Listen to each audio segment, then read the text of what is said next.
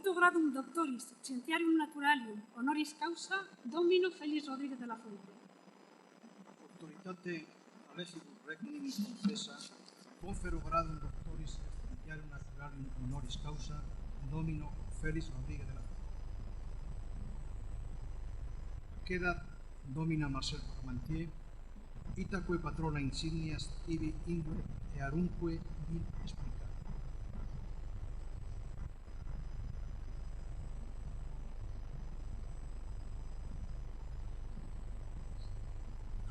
Collige laureatum pilium excellentiam doctoralis dignitatis in due eum venut studiorum meritorum quesimum.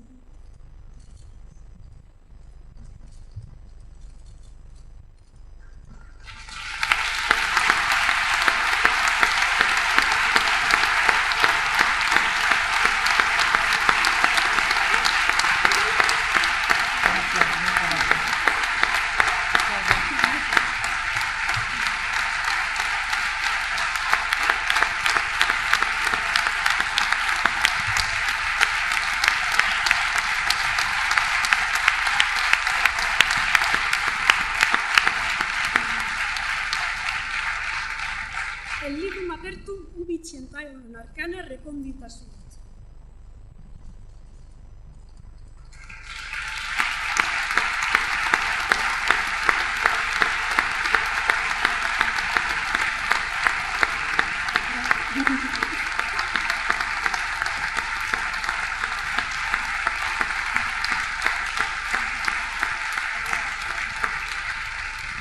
Donc librum tibi ut eude custodias, aec arcana imo in corde fuego. Está en latín, desgraciadamente. Muchas gracias.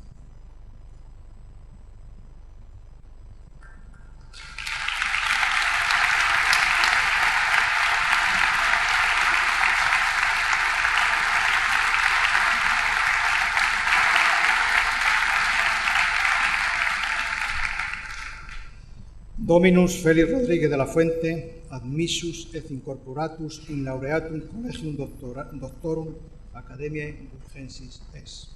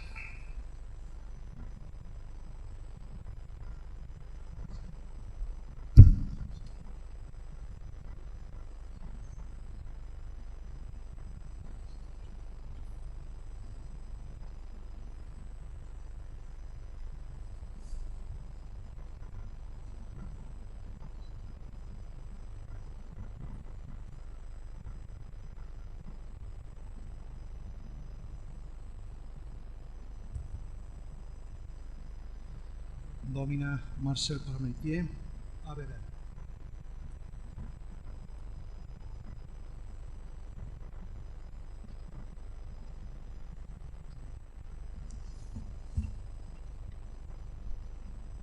De confesar que estoy bastante abrumada por lo que nos ha dicho la madrina. Muchísimas gracias.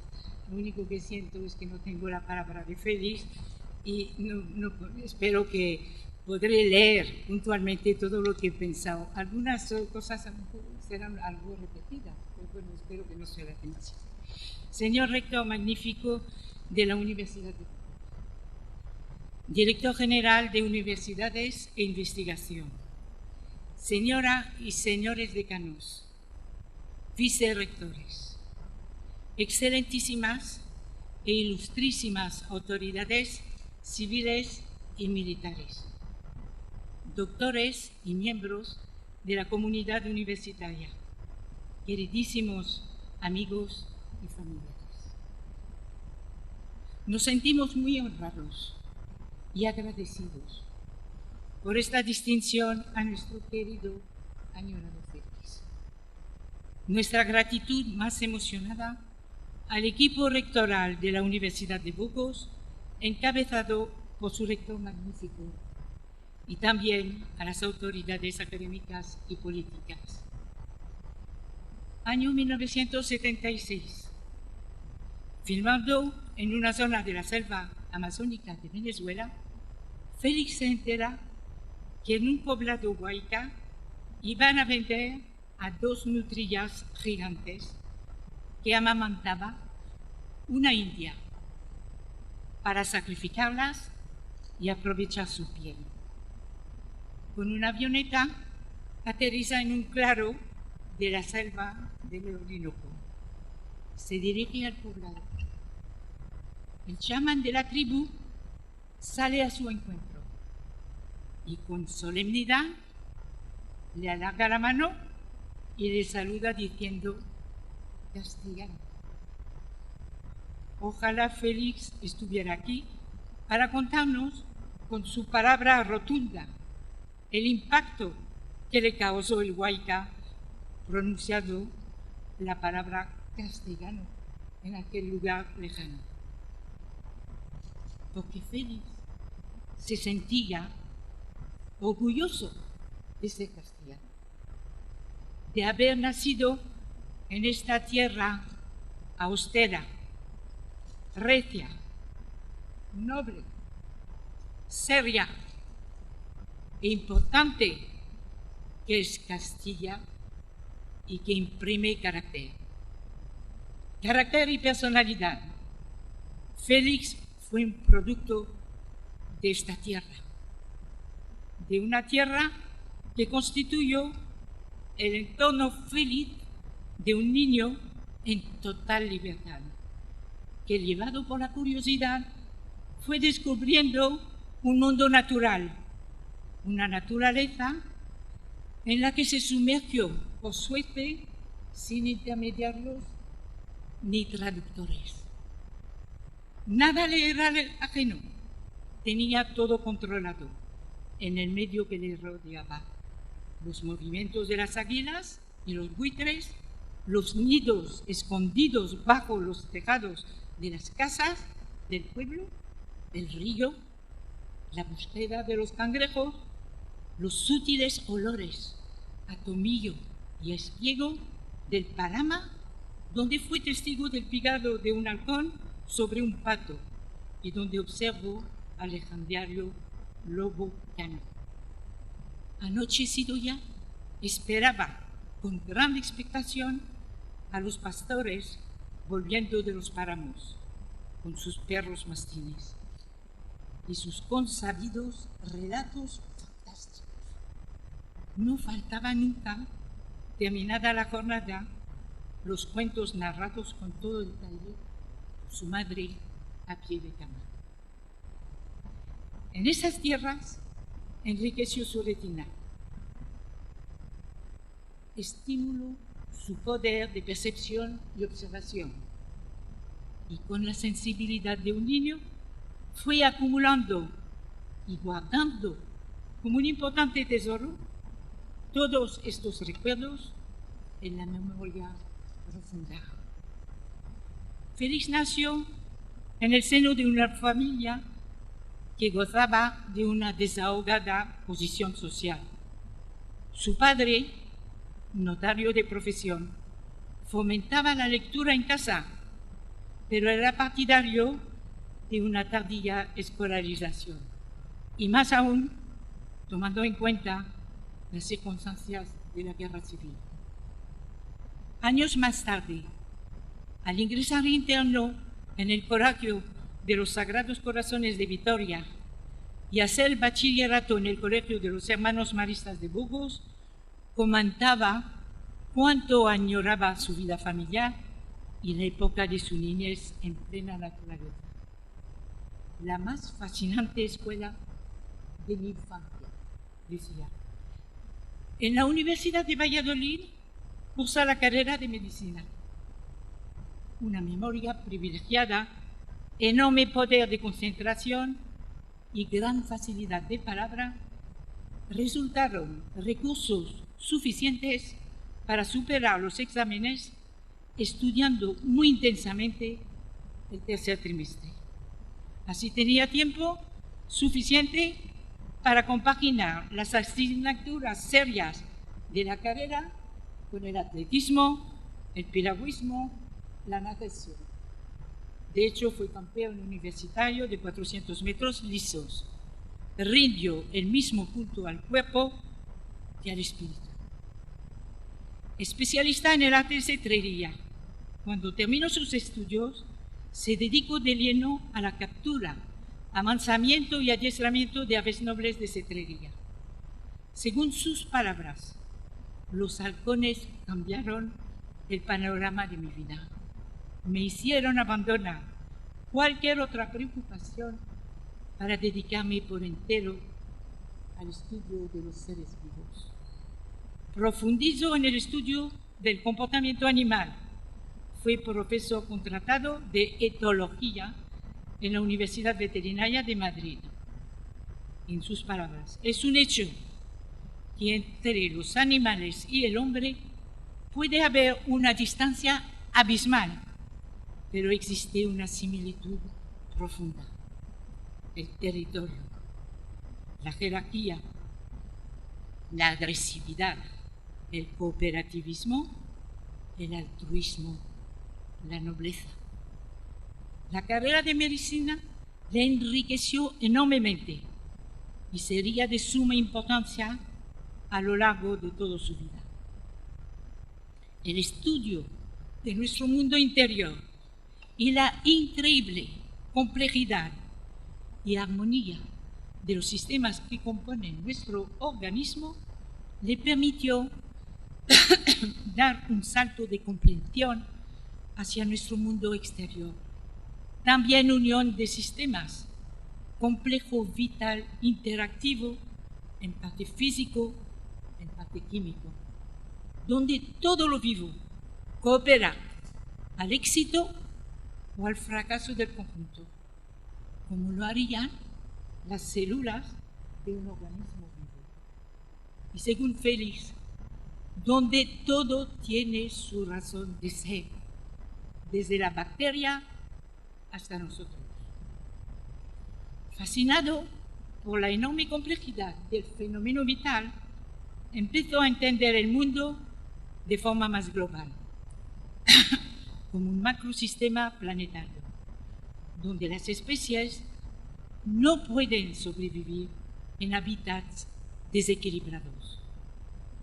Cualquier intervención en uno de los sistemas puede tener y tiene un efecto dominó sobre todos los otros. Las consecuencias de la presión humana son imprevisibles. Aceleran el cambio climático, por ejemplo, a una velocidad que sobrepasa con creces los paulatinos cambios climáticos naturales del planeta y no da tiempo a las especies a adaptarse. Consciente del implacable declive del sistema ecológico planetario, con el entusiasmo que le caracterizaba, con pasión, sin dogmatizar, sin pontificar, se trazó una meta, un proyecto de vida, ir formando en sus congéneres lo que llamaría una nueva conciencia, una nueva ética hacia el mundo que nos rodea. En sus documentales utilizó primordialmente el mundo animal, como el pintor el pincel para pintar el maravilloso cuadro de la vida, despertando en la sociedad un sentido atávico de pertenencia a un todo grandioso que es la vida. Saber lo que tenemos y podemos perder le parecía fundamental. Su gran preocupación era la desaparición de la capa vegetal a nivel planetario, tema que iba a iniciar a su vuelta de Alaska. Más adelante iba a atacar los grandes temas, como decía él, antropología, futuro de la humanidad, etcétera, etcétera. Para transmitir este mensaje, consciente de la influencia de los medios de comunicación masiva, utilizó todos los medios de la época: televisión, radio, medios escritos. Y fascinado, se transformó en fascinado. Me gustaría citar, para no repetir y no cansar a la audiencia, solamente algunos datos de los últimos 7 años de su vida en el ámbito de la comunicación, solamente para valorar la amplia distribución de su mensaje. Director, guionista, presentador y narrador de la serie de televisión El hombre y la tierra, una serie de 130 documentales distribuidos por todo el mundo. La música de Antón García Abril, que todos recordamos, parecía el tam-tam del chamán convocando a los miembros de su tribu. Después de realizar con el montado la copia definitiva, hacía el comentario directamente sobre imagen sin notas, en base a lo cual se enviaba el guión a la sociedad de autores. En sus documentales siempre había un mensaje subliminal, que no dejaba indiferente a nadie y que nos invitaba a pensar, a reflexionar. En el año 2000, la serie obtuvo el premio de la Academia de las Ciencias y las Artes a la mejor producción de la historia de televisión. En cuanto a sus programas radiofónicos, unos 300 capítulos en los últimos 7 años, ¿no? Se hacían sin tener nada escrito delante, ni siquiera unas notas. Herminio Verdú comentaba que al entrar en la sala decía: ¿cuánto tiempo tenemos de sala? Le decían: pues media hora, a lo mejor 1 hora. Ah, muy bien, pues pudo grabar 2 programas de media hora. Y pim, pam, pum, listo. Escribió y dirigió la enciclopedia famosa Fauna, con un valioso equipo de redactores. La concibió entonces con un planteamiento universal, de forma diferente a las existentes entonces, siguiendo un sistema de clasificación geográfica en vez de alfabética. El prólogo fue escrito por el insigne Premio Nobel etólogo Konrad Lorenz. La obra fue traducida a 16 idiomas y se distribuyó en más de 30 países. Atención, más de 500.000 de colecciones de 12 volúmenes cada uno, es decir, 6 millones en forma de libros y 100 millones de fascículos repartidos por todo el mundo. Pocos eventos son comparables desde el punto de vista editorial en la historia de nuestra cultura. Gran comunicador, se producía un flujo mental entre él y su audiencia que se le antojaba denominar como una forma de trofalaxia mental, alimentación intelectual de mente a mente, similar a lo que ocurre en el mundo de los insectos, pero de boca a boca. hora con trama dramática, que levantaba emociones, hora con trama científica o cultural, que llevaba a la reflexión. Creo que fue la clave de su éxito. Y así, en un tiempo récord, fue capaz de cambiar la mentalidad de todo un país. Su mensaje era captado por todos, pero iba especialmente dirigido a los jóvenes, todavía sin manipular. Porque más que nunca se necesitaba una nueva generación de gente joven que pudiera hacer uso de su juventud y energía para transformar las ideas en realidades y construir los cimientos de su propio futuro. Consideraba que la investigación tenía una importancia fundamental. El reto para el comunicador era servir de cordón umbilical entre el mundo de los científicos con sus sucesivos descubrimientos apabullantes, el recuerdo del DNA, etcétera, del DNA, y la sociedad civil. Gracias a estar informada, esta última podría presionar sobre el mundo de la política y el mundo de la economía, que tienen el poder de decisión en cuanto al rumbo de nuestra sociedad. Combinó rasgos de auténtica genialidad al servicio de una pasión. A su profundo conocimiento de los temas que trataba, unía la construcción perfecta del lenguaje escrito y hablado, así como una memoria asociativa en varios territorios del saber. Sus conocimientos provenían del contacto directo con la naturaleza y de una cultura vasta y en constante enriquecimiento. Mantuvo siempre que el principal beneficiario de una naturaleza en equilibrio es el ser humano y que su deterioro afecta a toda la humanidad. Dicen que el siglo XXI pasará a la historia como el siglo de la comunicación simultánea interplanetaria y será tan convulsivo para la sociedad civil como lo fue la revolución industrial del siglo XIX.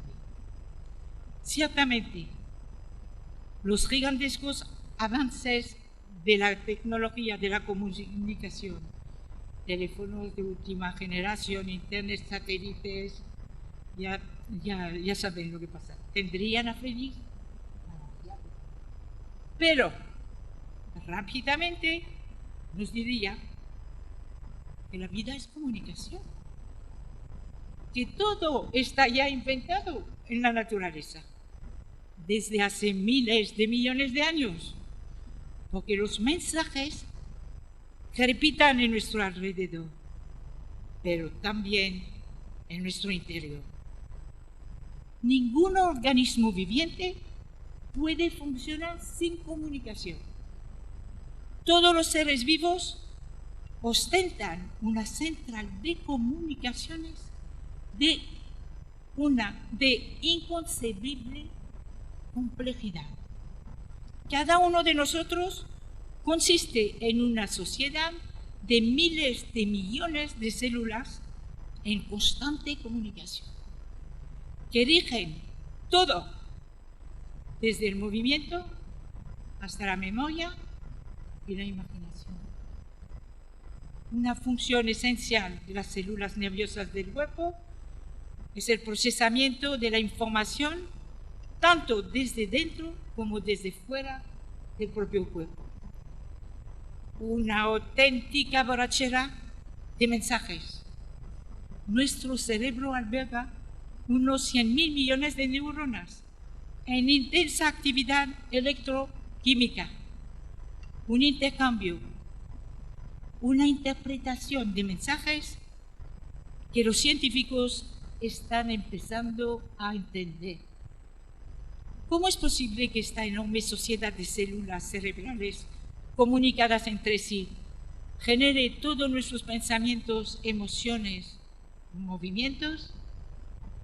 Dicen los investigadores que aunque las células tienen un sistema de autorregulación, cuando se distorsiona el flujo de la información genética, se dividen de forma descontrolada y es el cáncer.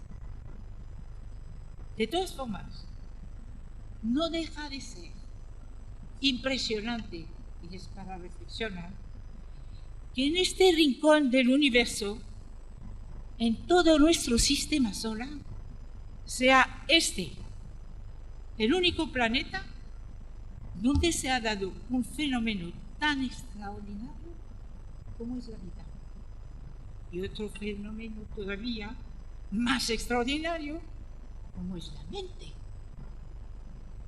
Planeta que con el agua, el aire, la tierra, la biosfera, forma un ente dinámico, un gigantesco sistema interactivo autorregulado, de enorme complejidad, fruto de un proceso de millones y millones de años de evolución lenta y adaptación mutua, que todos los seres vivos compartimos, sin embargo, tan fácil de destruir.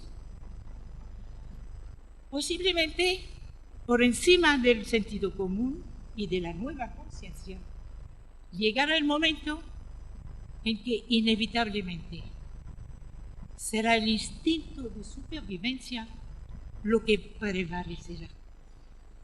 Ciertamente, los últimos espectaculares descubrimientos científicos nos trascienden de tal manera que nos hacen perder, en cierto modo, el sentido de la realidad de lo que está pasando, de lo que es primordial para nuestra calidad de vida y esencial para la supervivencia de las especies en el planeta. Algo de razón tiene Jean Rostand, francés escritor, cuando opina: la ciencia nos está convirtiendo en dioses, cuando ni siquiera hemos llegado a ser hombres.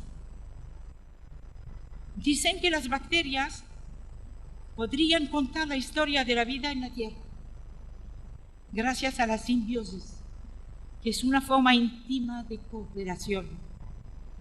Las bacterias procariotas, hace miles de millones de años, hicieron que la vida diera uno de los saltos evolutivos más determinantes y espectaculares. Algunos científicos se atreven a especular sobre la posibilidad de que el organismo pensante de la especie humana sea un vehículo creado por la propia bacteria como vector para colonizar otros planetas del universo. Igual que las bacterias que inauguraron en la noche de los tiempos la corriente inacabada de la vida, gracias a la simbiosis y la cooperación, espero que también será la simbiosis y la cooperación universal, en este caso de inteligencia, voluntades, ideas, intereses y más por el instinto de supervivencia, lo que hará que el fenómeno vital no se interrumpa y desaparezca de la Tierra, continuando su trayectoria otros miles de millones de años en el planeta.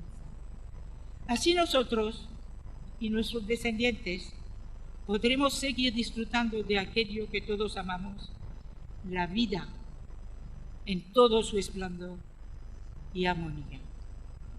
Hoy, en este acto solemne y entrañable, Castilla rompe de alguna manera con la frase que pronunció en el año 1353, el noble castellano don Alonso Fernández Coronel, que dijo: esta es Castilla, que face a los hombres y los castiga.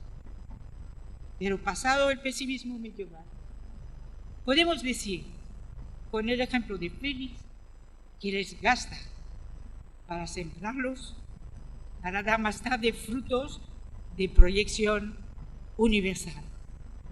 Hoy, aquí, en este acto de investidura, reitero lo manifestado en el año 1990 en la concesión de la Medalla de Oro de Castilla y León. Castilla face a sus hombres y reconoce su valía y sus méritos. Muchas gracias.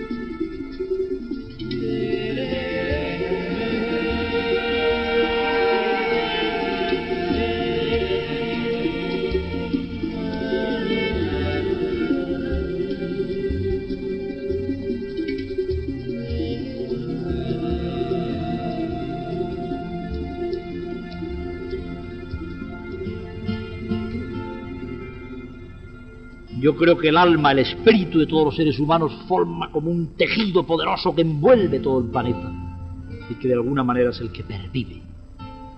Yo creo que quien aporta más a esa alma colectiva, a ese acervo cultural colectivo, a ese ser vivo, palpitante, impalpable, que es el ente de la cultura viviente universal, de alguna manera pervive y de alguna manera obtiene un billete para la eternidad.